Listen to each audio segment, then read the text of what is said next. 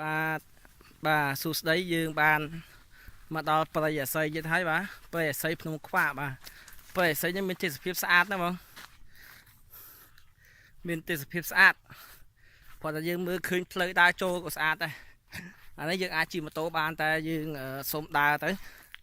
អូមានសមាជិកក្រុមយើងចាំយើងហើយគាត់ចាំតាមនាំផ្លូវយើងបាទនេះគឺព្រៃអាស័យជឿមើលទៅព្រៃអាស័យស្អាតណាបាទនេះសមាជិកក្រុមបាទក៏កំពុងតែមើលរឿងហើយបាទមិនដឹងតែរឿងអីទេជឿទាំងអស់គ្នាបាទតោះយើងតោះទៅមុខទៀតយើងណាតោះ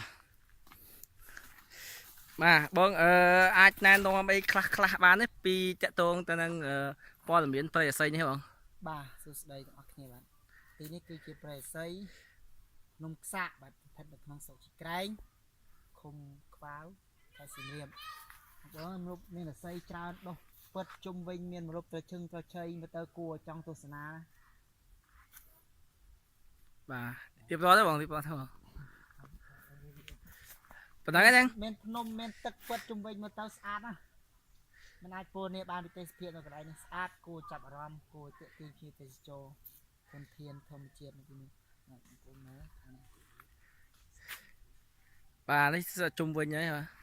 ផ្លូវចូលមកមិញហ្នឹងដែលខ្ញុំរៀបរាប់ហ្នឹងហើយក្រុមការងារក៏បានរៀបរាប់ឲ្យអស់ហើយយើងអាចធ្វើដំណើរទៅមុខជាមួយគ្នាទៀតបានឥឡូវយើងធ្វើដំណើរទៅមុខទៀតដើម្បីលើជួបអីនឹងប្រទីអីផ្លែកបាទ